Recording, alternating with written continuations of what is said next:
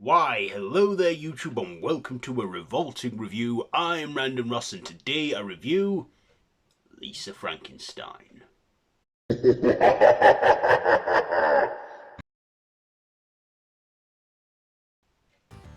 So this is written by Diado Cody and directed by Zelda Williams, as in the late Robin Williams' daughter. Starring Katheryn Newton, Cole Sprouse, Liza Sabarino or something, Henry Elkenberry, Joe Tress, and Clara Gugino. So this is a comedy horror following Lisa Swallows, set in 1989, where she has this morbid obsession with a grave called a grave of a dead person named. It doesn't really have a name.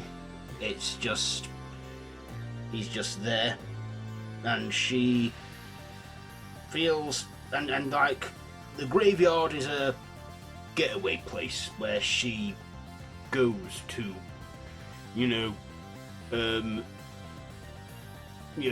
be at the grave. But then when a freak storm happens, it resurrects the deceased person she's grown close with at the cemetery, and of course that creature played by Cole Sprouse is like sort of zombified at first, and then eventually because he's been rotting for so long, he needs body parts, so eventually him and Lisa sort of go on a bit of a murderous spree and collect parts for him that he needs, and so he could live again, and sort of romance forms there. I think that's the essential story there. So what did I like about this? Well, I like that this took the Frankenstein formula and reworked it into like a teen horror comedy. Katheryn Newton, I like her. She's like, made her mark in horror, from being in Paranormal Activity 4 to, appearing in various other films, including her MCU one, Ant-Man and the Wasp: Quantumania, which I don't think is the best one. Also, I, thought that she led this film pretty well, and, the 80s look in her. I also thought Cole Sprouse did a good performance playing the creature. He didn't really have any lines, just grunting and groaning. However, he does have one line of dialogue in the closing act where he's actually reading a poem from Percy Shelley. Let's say Percy Jackson then. Percy Shelley, who is like just, well, he's reading a poem to her. And of course there is some dark comedic stuff in this. With this being a comedy horror set in the 80s, I knew it was going to be crammed with cheesiness, and they did not fail to deliver on that.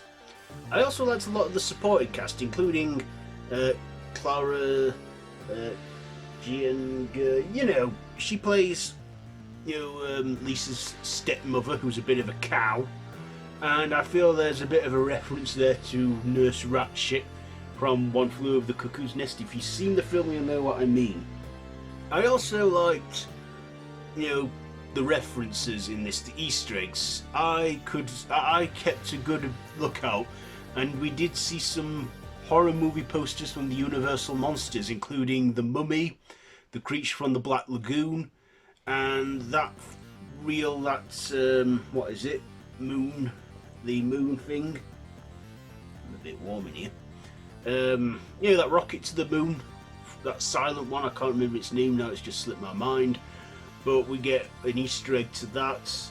Just those small things. I like that. I also like the makeup that Cole wore throughout the film, with his zombifiedness, but then slowly regenerates the more he goes into this sunbed and gets stronger.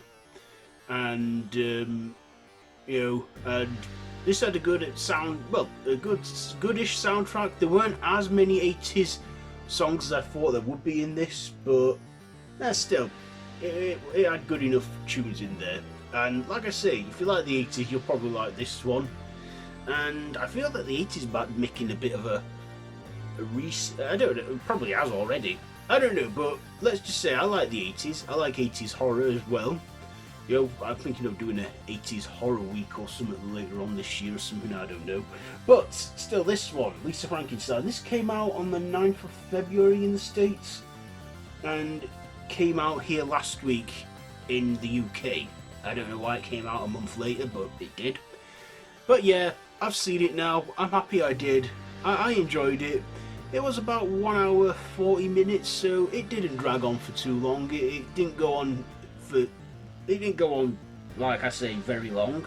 Just a little over an hour and a half, but under the 2 hour mark, which I like to, yeah, because sometimes, because films these days, they're going for that whole 3 to 2.5 hour mark, which I'm thinking, God, it can be a bit of a chore to get through sometimes. But Lisa Frankenstein, this one, like I say, the Frankenstein brand, it's like, it's all in the public domain, so anyone can do their own take on Frankenstein. I've done my own take on Frankenstein in fanfic. But, there were a few unlikable characters, which I think you're not meant to like anyway. Like I say, it was very black comedy as well, quite dark and gruesome, and a lot of gory, sexy references and that. But I thought it was a decent enough film. I enjoyed it. I had some good laughs watching it. There's one scene where the creature just throws a policewoman in a grave hole. Nuts. But yeah, I enjoyed it. So yeah, Lisa Frankenstein. What am I going to rate this? I'll probably give it, you know what, I enjoyed it. I'll give it 3.5 stabs out of 5. 3.5 stabs out of 5, so not a bad film, but probably not the worst film I've seen this year. It was a good film. Probably not the best, but not the worst either, and a lot better than Night Swim. See, I've only seen 2 horrors this year so far. We're already nearly a quarter of the way in. I need to catch up. So anyway, yeah, if you see this one, let me know down in the comments below. If you have, if you like this video, be sure to give it a big thumbs up. Share with your friends and feel free to subscribe to the channel if you haven't already to hit that notification bell. I've been Random Ross and this has been a Revolting review. So, until next time, don't have nightmares.